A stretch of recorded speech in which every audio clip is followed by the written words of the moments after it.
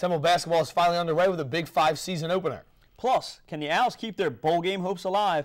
Owl Sports Update starts now.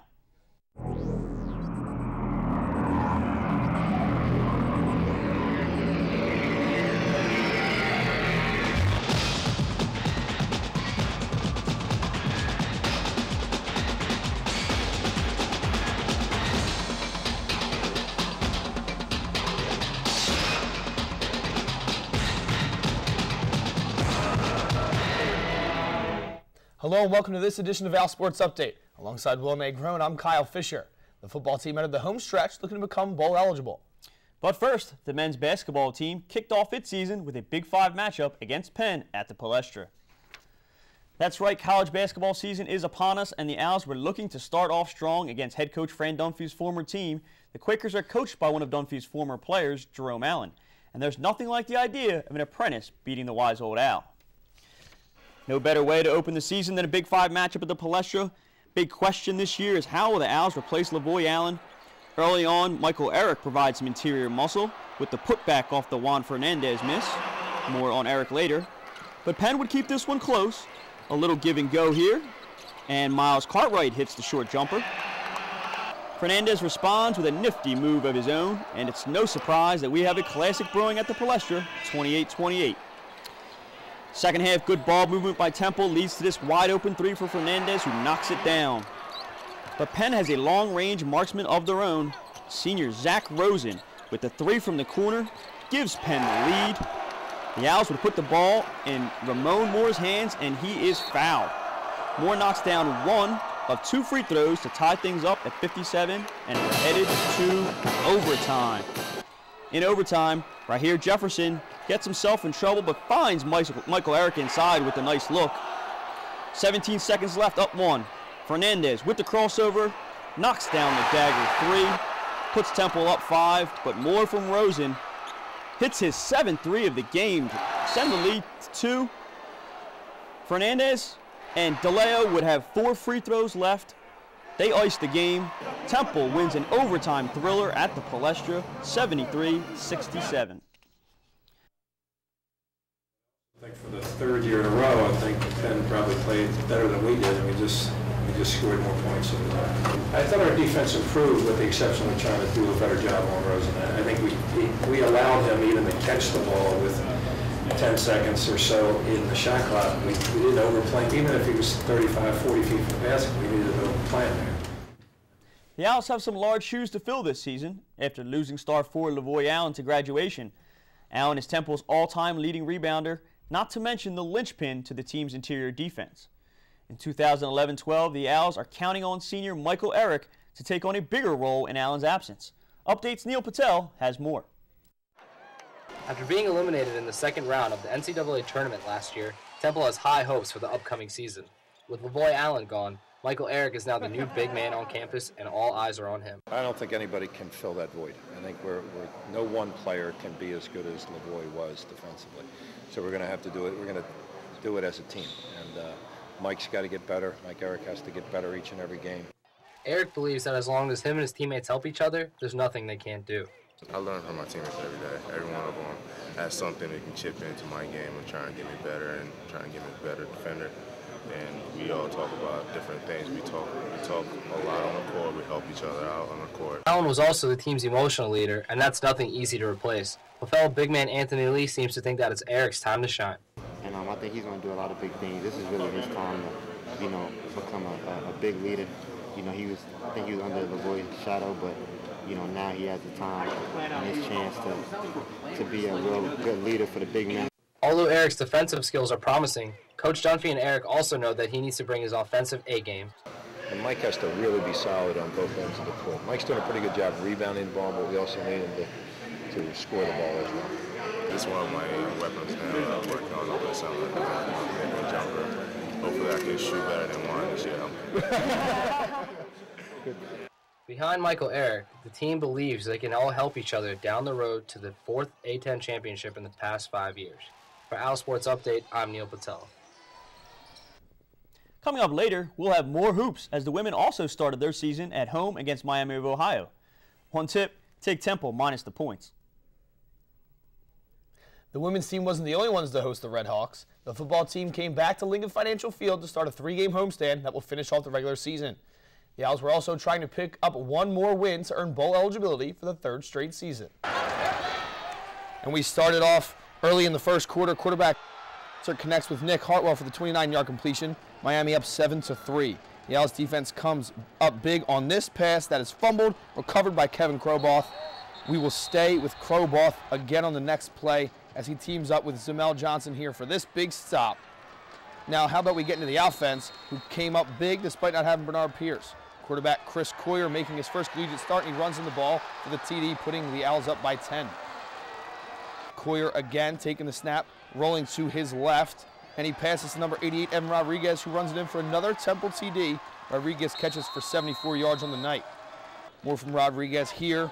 Coyer again rolling to his left after the fake handoff. Passes it, gets his hop on Rodriguez, and he has a big game for the Owls, but the drive will stall. And the defense is making big plays. Dysert is picked off here after the tip. Zamel Johnson takes it all the way up the sideline for 53 yards down to the Miami 9-yard line. Setting up a 2-yard run by number 22, Matt Brown. Right here, Brown having a good game despite Pierce being out. That extends the lead to 24-14. Miami does score again late in the 4th, but it's too little too late. Your final in this one, Temple 24, Miami of Ohio 21. The Owls are bowl eligible at 6-4 on the year. I hope that we take the confidence of finishing a tough game like this, finding a way to win. Real proud of the, like Matt Brown at the end of that game, slamming those powers in, taking the ball, running 4 minutes off that clock and burying that football game. Real proud of that. And, like I said, I thought our team battled to get our 6th win and give us an opportunity to go get number 7 right now. And that's where our focus is. And there's some highlights in the game. Defense forced 3 turnovers. We had 7 sacks. So there were some highlights on defense and some highlights on offense. When our sports update returns, it's the ladies' turn to take the court, and the men's soccer team went to St. Louis with eyes on an A-10 championship. Also, stick around to find out the facts about concussions and the harmful effects they can have on athletes. Our sports update, we'll be right back.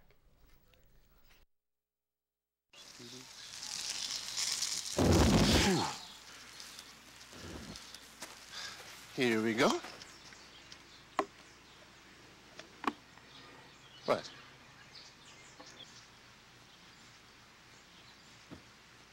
What?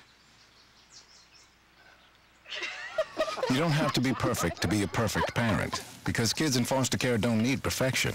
They need you.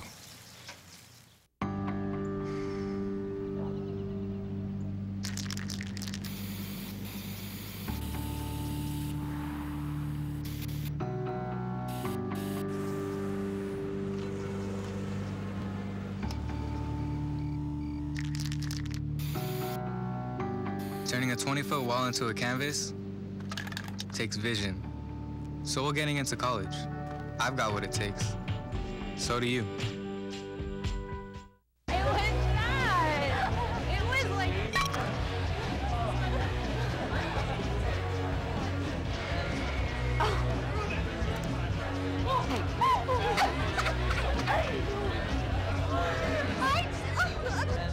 It's easy to tell if you've had way too many. But what if you've had just one too many? Buzz driving is drunk driving. Welcome back to Al Sports. The women's basketball team is once again expected to finish at the top of the A-10. They certainly looked the part Friday night. They tipped the season off against Miami of Ohio. Early on, junior Brittany Lewis doing the dirty work inside, gets the loose ball and 2 points in the process. Later on, B.J. Williams drives baseline, finding Lewis this time from the outside, and the route is on. Freshman Rateska Brown is supposed to provide an offensive boost for the Owls this season. Here's Brown from deep, showing off the range. Temple with plenty of offense in their opener. They crushed the Red Hawks 70-36. The ladies played their first road game last night in Boston against the Northeastern Huskies. The Owls forced 27 turnovers, including 14 steals. That defense carried Temple to a 72-54 win, despite being outshot and out-rebounded. The women start the season out 2-0. While the Red Hawks may have left North Broad feeling as if they were knocked out, Temple star running back Bernard Pierce was knocked out of a game a few weeks back against Ohio with a head injury. This kept him out of the Miami of Ohio game. The damaging effects of head injuries have been a hot topic on both the college and pro levels in all sports. Updates John Rankin has more on this increasingly controversial subject.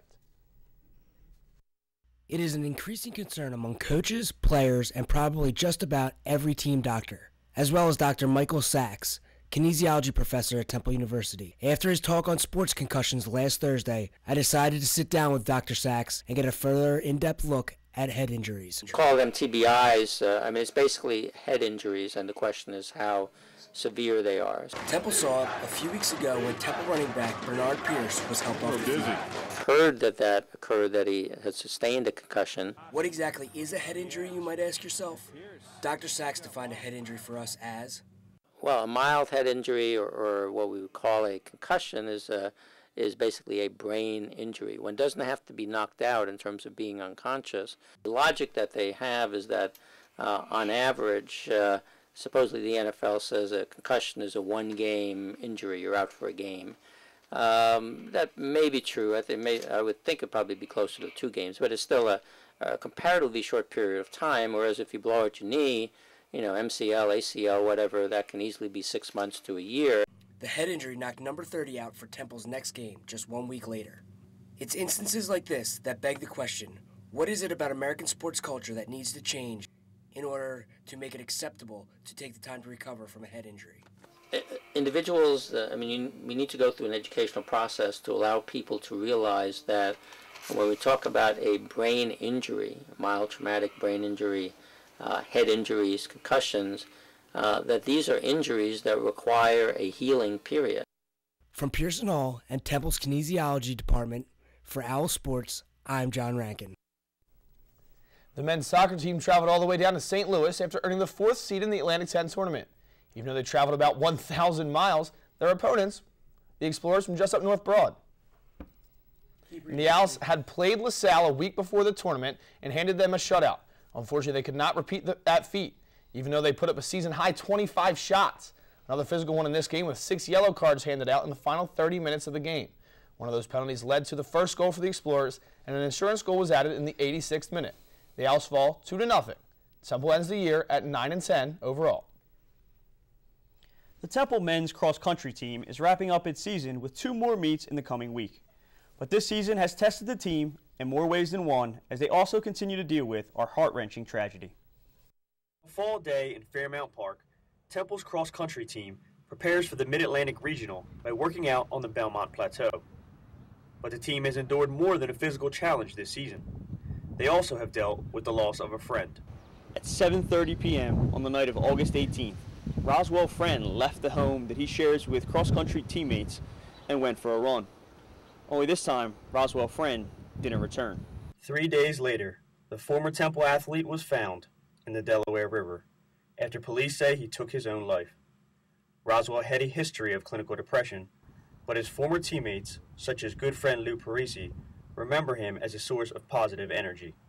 It was a comic relief to everybody. He was always smiling, always laughing, even during our hardest practices, hardest days. You could be having a miserable day, and he'd approach you, and he'd just throw a joke out there, give that little smile, a big head, just bobble it back and forth, and he'd make your day a lot better.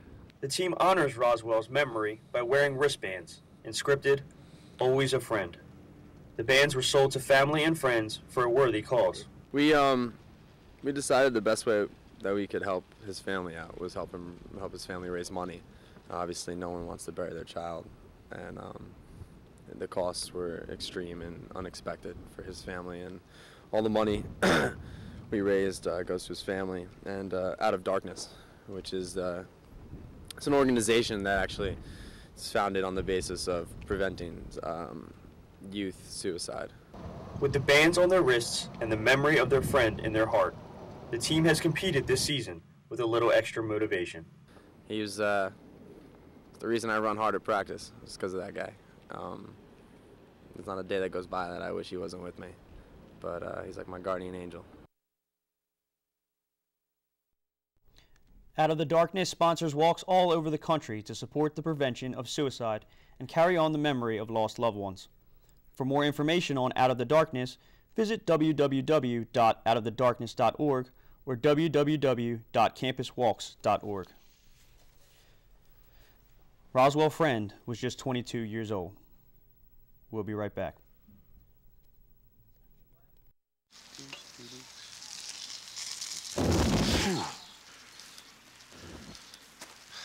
Here we go. What?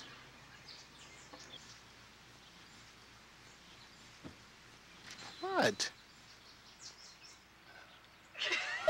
You don't have to be perfect to be a perfect parent, because kids in foster care don't need perfection. They need you.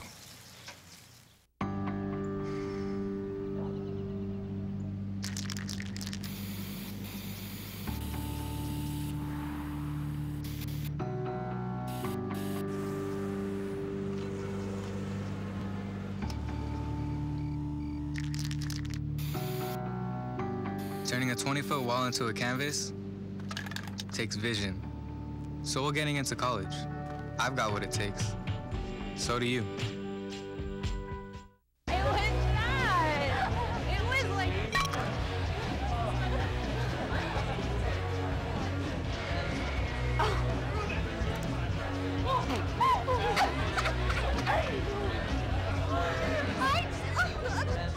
It's easy to tell if you've had way too many. But what if you've had just one too many? Buzz driving is drunk driving. Welcome back to Al Sports Update. Temple took on Xavier after the seniors and their families were honored before the game. The Musketeers for Xavier Aubrey Smith sets up Amy White for the kill. Musketeers, Xavier was dominant throughout. Al's now. Tiffany Conister sets up Elise Burkett for a kill of their own. Same combo for Xavier, but this one is blocked by the Owls. Xavier staking with Amy White to do most of the killing, and this failed block attempt keeps them ahead. A big block here by Xavier, and another block late. Xavier sweeps the Owls in straight sets, adding one more to finish it off. Temple finishes the year with a record of 8-20. Finally today, facial hair. It's one thing to grow it. It's another thing when sports personalities can use their scruff to raise money in the fight against prostate cancer. Update's Liam Schull took a closer look at this growing trend. Many people have grown great mustaches over the years, but not many due to great causes. In November, or as Sidearm Sports has dubbed it, Movember, 8 members of the Temple athletic staff are growing mustaches in support of cancer awareness. The list includes Pierre Ganez, Larry Doherty, and Fran Dunphy. Sidearm Sports, Temple's website developer, will be making a donation to Livestrong and the Prostate Cancer Foundation for each member of athletic staffs around the country who participate in its Movember campaign. When I was approached by our website company, Sidearm Sports, about this venture, it was an easy, no-brainer decision. Males are very prone to be getting prostate cancer at some point in our lifetime, so if there's something I can do to bring attention to that, I want to do that. A month ago, Coach Fran Dunphy shaved his trademark mustache after losing a bet to former Temple basketball player Deontay Christmas. Even though this is the first time he's been without a mustache in 40 years, Dunphy was actually starting to enjoy his clean upper lip. I was kind of liking not having it, to be honest with you.